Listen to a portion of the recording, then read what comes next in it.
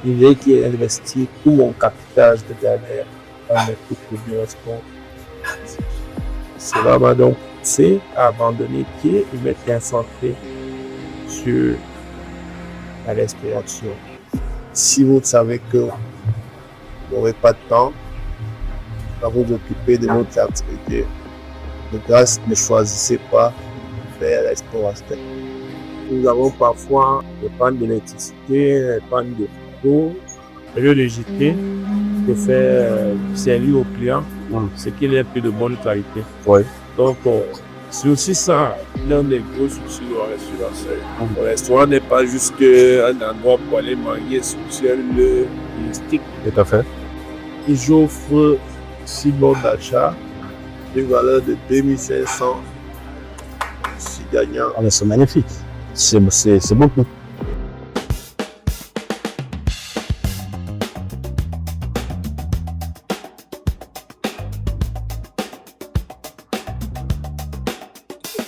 Chaque jour, nous mangeons dans un restaurant. Mais la question est de savoir comment reconnaître un repas de qualité entre hygiène et qualité de repas.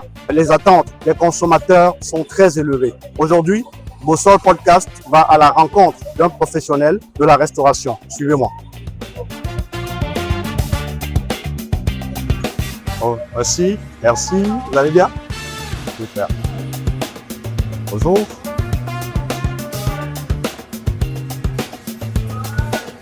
Alors, bonjour, chers partenaires. Boussole Podcast est ce format de discussion qui donne la parole aux entrepreneurs pour parler de leur quotidien, de leur savoir-faire, valeurs qu'ils apportent au sein de la société. Alors aujourd'hui, nous sommes avec M. Junio, le responsable de ce magnifique espace. Je vais peut-être lui laisser le soin de se présenter. Ouais, moi, c'est M. Junio Pefa, directeur du restaurant Cana. Actuellement, nous sommes une de restauration qui a 3 agences, notamment une à Seine-des-Côtes-Blanches, Cité Sican, la seconde à Carrefour Jaffray, à Petit Papa Sec, et la troisième à Dedo, Passe Mairie. Donc, je suis responsable de ces éléments. Je connais à peu près ton parcours et je peux quand même dire, sans risque de me tromper, que les résultats suivent la promesse des fleurs. Très souvent, on dit que si vous souhaitez investir, ouvrez un restaurant. On peut dormir sans se laver, mais on ne peut pas dormir sans manger. Oui, je n'ai pas mal fait, je sois en restauration parce que la restauration est un domaine qui, sans doute, nourrit son enfant au quotidien. Son homme doit aussi travailler au quotidien pour avoir le résultat. Tout à fait.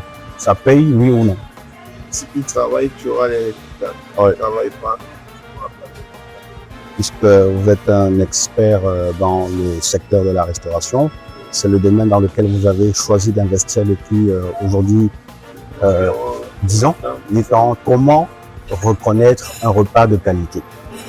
Bon, en effet, reconnaître un repas de qualité n'est pas difficile. Pour un consommateur, les premiers critères pour reconnaître un repas de qualité, c'est dans la présentation. Oui. Dans un repas de qualité, il y a des petits détails de service. Quand vous entrez dans un repas, pendant qu'on vous sert, vous voyez peut-être l'odeur des flancs. Vous voyez, la présentation n'est pas bien faite. Oui. Ça demande la suffisance que le traitement de ces plats repas aussi bien fait.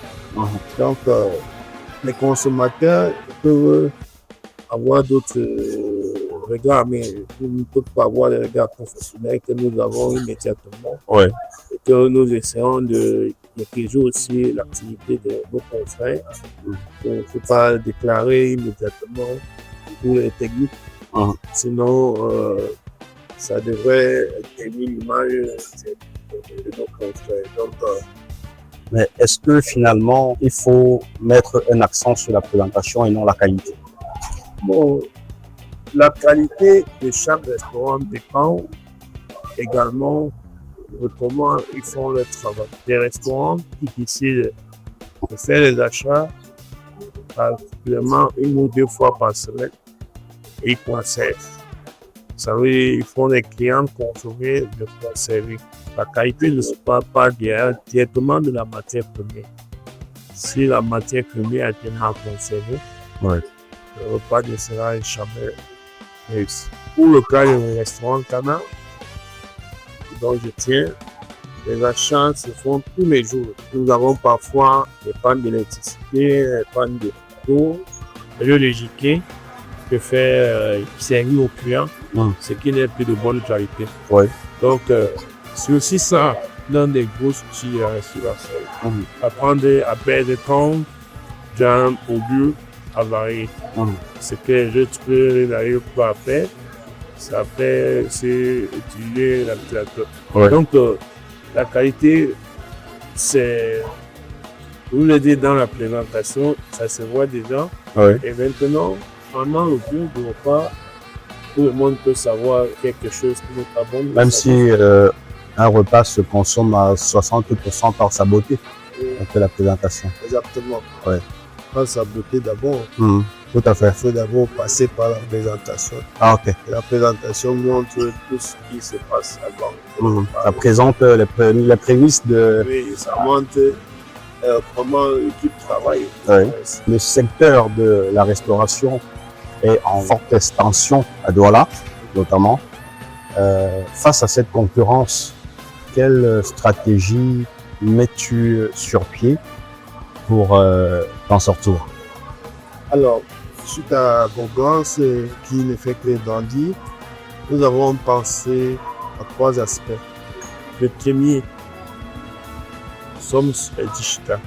Nous sommes sur le digital, nous communiquons sur le digital, nous avons différentes pages, TikTok, Facebook, Instagram.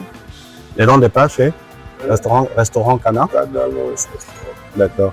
Aujourd'hui, pour que les clients ne viennent plus au restaurant manger juste parce qu'ils ont faim. Oui.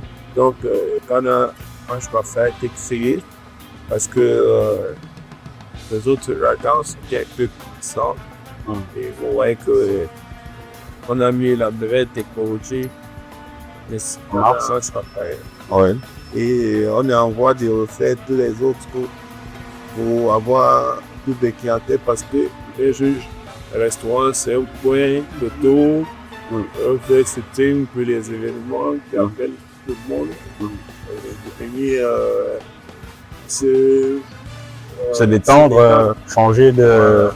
Je vous dirais que le restaurant est parrainé par le ministère de tourisme. Ça veut dire que le restaurant n'est pas juste un endroit pour aller manger sur le ciel touristique. Tout à fait. Si un client sollicite manger et qu'il est de loin, il est particulier dans la maison, il doit appeler le restaurant Cana.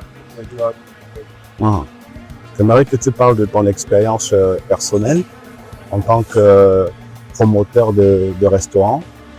Ça fait aujourd'hui pratiquement 8 ans que tu investis dans les restaurants. Je rappelle que celui-ci est le 3e. Le 4e. Le 4e. Le tout premier. Ah, le tout premier de l'autre côté. Ouais. Ah, d'accord, je vois. Mais très vite, tu l'as substitué par un autre juste en face, à Mobile Guinness. Donc là, nous sommes en plein carrefour Ange Raphaël. Et le 3e est situé à Dedo, école publique. Alors, c'est quoi ton expérience dans la restauration? Bon, pour l'expérience, je l'ai acquis avec le temps. C'est-à-dire, je me suis entouré de cuisiniers, de qualité, parce que pour la génétique à la base, je ne suis pas restaurateur, je suis un anesthésien qui a osé Investir. dans la restauration. Bon, ça vient d'une histoire banale, puisque moi, en 2017, je suis plutôt dans la discussion de crédit et participation. Et puis, suite à l'arrivée un produit des opérateurs téléphoniques ont mis sur pied. Ce qui faisait en faisant acheter des gens ou à partir de leur compte qui était chez le restaurateur de l'hôtellerie. Donc, ça a fait chuter l'activité de distribution de micro. Et j'ai pensé à une activité qui ne dépendra plus de personne. Ouais. Donc, mon restaurant ne dépendra plus de quelqu'un qui va fixer les prix Ouais. de ce qu'on va consommer.